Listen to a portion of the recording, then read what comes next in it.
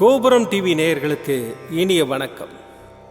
இன்று பிறந்தநாள் காணும் மற்றும் மணநாள் காணும் அத்துணை சகோதர சகோதரிகளுக்கும் எங்களது இனிய வாழ்த்துக்கள். பாபாவின் ஆசிகளோடு பல்லாண்டு காலம் நீங்கள் எல்லா வளங்களும் செல்வங்களும் பெற்று நலமுடன் வாழ வாழ்த்துகிறோம். பாபா அழைக்கிறார். அவரின் பொன்மொழிகளை கேட்பதற்காக, நம் பிரச்சனைகளை தீர்த்து வைக்கும் அற்புதமான கூட்டு பிரார்த்தனை செய்வதற்காக, மேலும் மனம் ஒருநிலைப்படவும் மனம் அமைதி பெறவும் அற்புதமான தியானம் செய்யவும் பாபா அழைக்கிறார். பாபா நம் கரங்களை பிடித்து அழைத்துச் சென்று அற்புதம் நிகழ்த்தவிருக்கிறார்.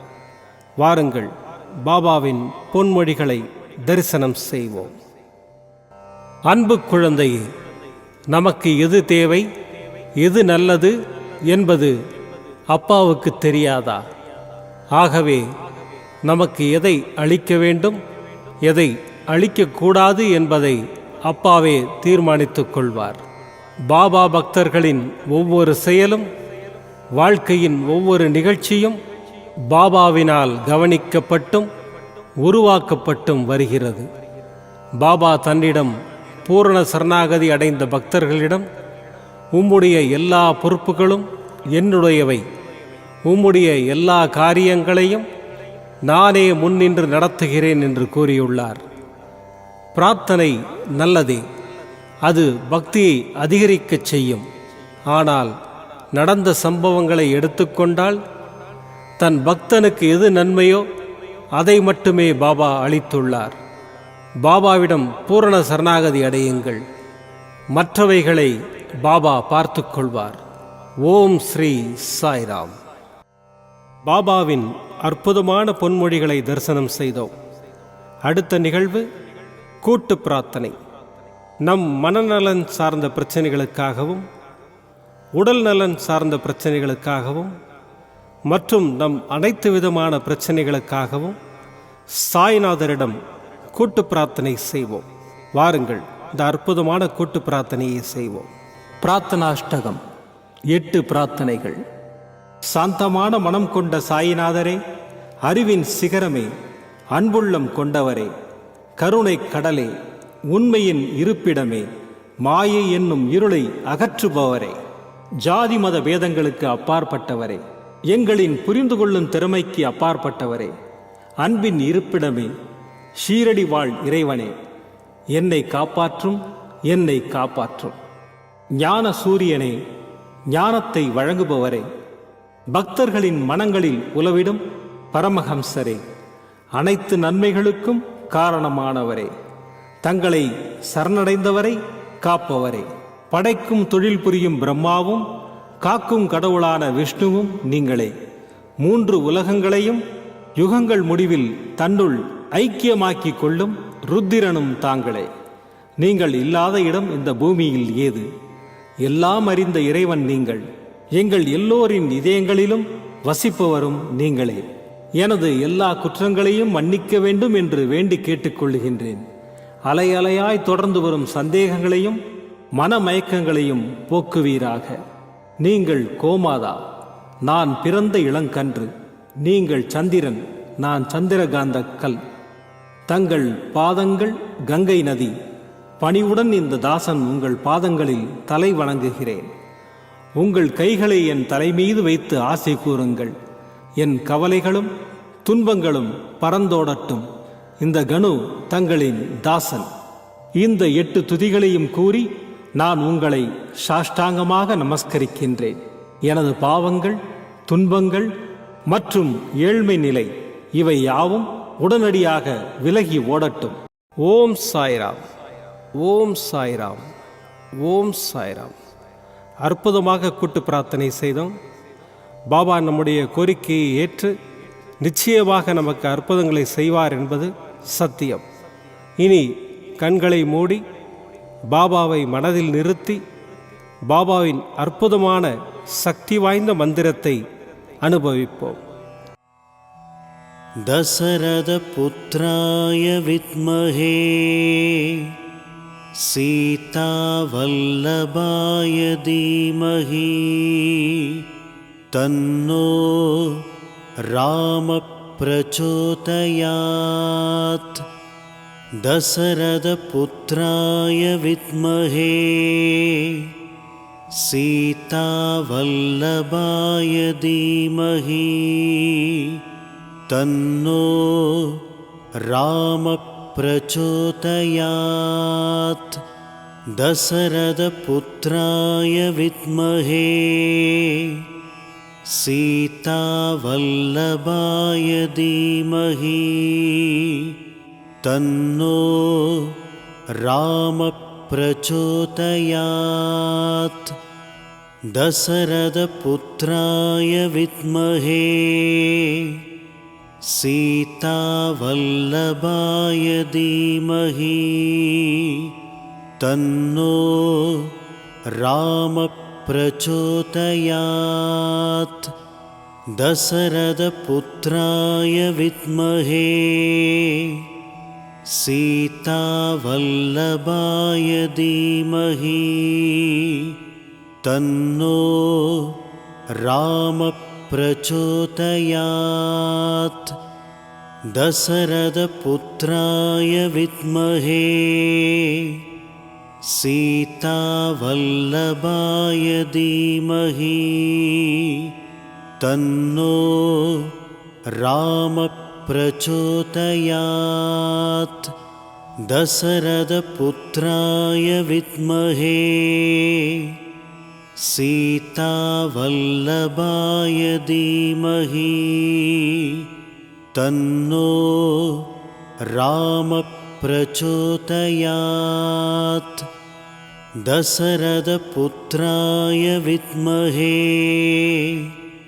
सीतावल्लभाय धीमहि तन्नो रामः प्रचोदयात्।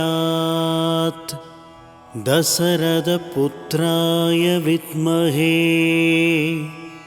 सीतावल्लभाय धीमहि तन्नो रामः प्रचोदयात्। दशरथपुत्राय विद्महे सीतावल्लभाय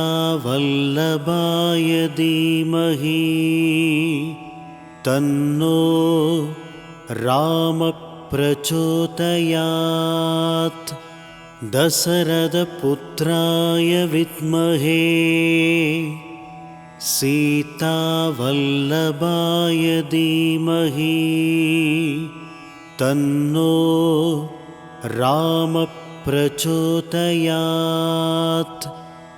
दशरथपुत्राय विद्महे सीतावल्लभाय धीमहि तन्नो रामः प्रचोदयात्। दशरथपुत्राय विद्महे सीतावल्लभाय धीमहि तन्नो रामः प्रचोदयात्। दशरथपुत्राय विद्महे सीतावल्लभाय धीमहि तन्नो रामः प्रचोदयात्। दशरथपुत्राय विद्महे सीतावल्लभाय धीमहि तन्नो रामः प्रचोदयात्। दशरथपुत्राय विद्महे सीतावल्लभाय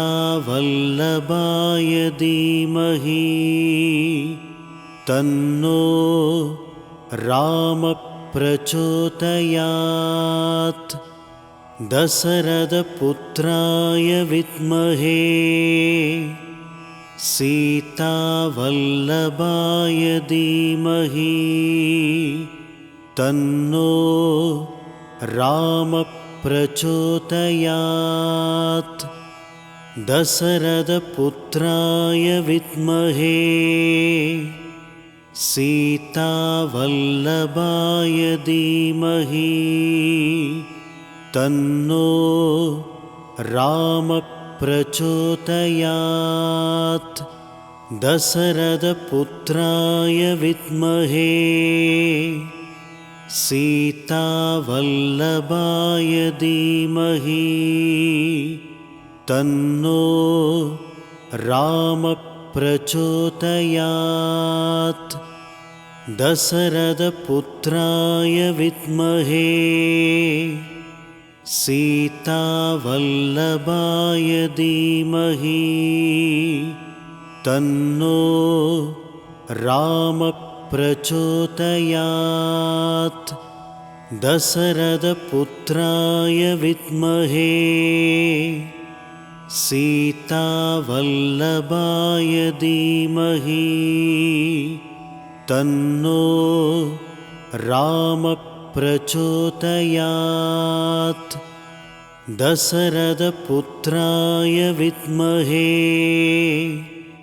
सीतावल्लभाय धीमहि तन्नो रामः प्रचोदयात् दशरथपुत्राय विद्महे सीतावल्लभाय धीमहि तन्नो रामः प्रचोदयात् दशरथपुत्राय विद्महे सीतावल्लभाय धीमहि तन्नो रामः प्रचोदयात् दशरथपुत्राय विद्महे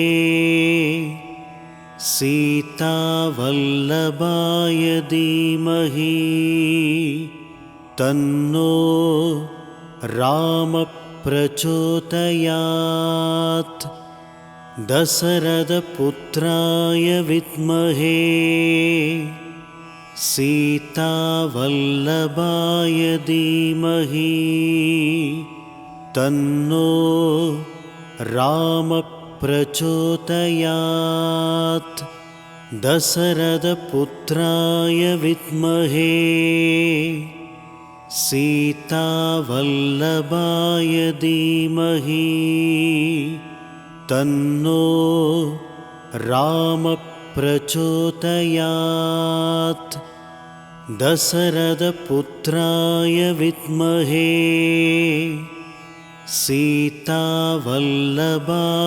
धीमहि तन्नो रामः प्रचोदयात् दशरथपुत्राय विद्महे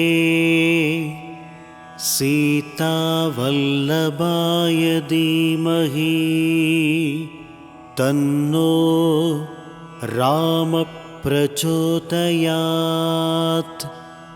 दशरथपुत्राय विद्महे सीतावल्लभाय धीमहि तन्नो रामः प्रचोदयात् दशरथपुत्राय विद्महे सीतावल्लभाय धीमहि तन्नो रामः प्रचोदयात् दशरथपुत्राय विद्महे सीतावल्लभाय धीमहि तन्नो रामः प्रचोदयात्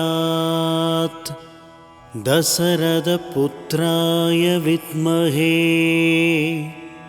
सीतावल्लभाय धीमहि तन्नो रामः प्रचोदयात्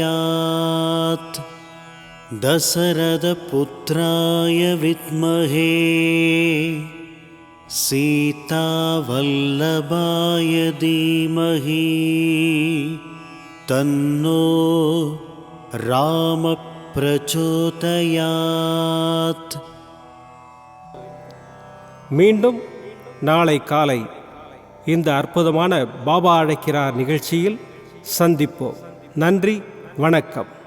விதம் விதமான பக்தி நிகழ்ச்சிகளை உங்களுக்காக தந்து கொண்டிருக்கிறது உங்கள் கோபுரம் டிவி. உங்களுக்கு பிடித்த நிகழ்ச்சிகளை லைக் செய்யுங்கள், உங்களுக்கு பிடித்த மாணவர்களுக்கு ஷேர் செய்யுங்கள். மேலும் சப்ஸ்கிரைப் செய்வதோடு மட்டுமல்லாது அருகில் இருக்கும் பெல் பட்டனை கிளிக் செய்து கோபுரம் டிவி நிகழ்ச்சிகளை உடனுக்குடன் தெரிந்து கொள்ளுங்கள். மற்றும் ஒரு மகிழ்ச்சியான செய்தி, கோபுரம் டிவி ஆப்பை கூகுள் பிளே ஸ்டோரில் ஃப்ரீ டவுன்லோட் செய்து கோபுரம் டிவி நிகழ்ச்சிகளை தொடர்ந்து கண்டுகளியுங்கள், பாருங்கள், ரசியுங்கள், பரவசமடையுங்கள். gopuramtv.com. பக்தி பக்திமயம்.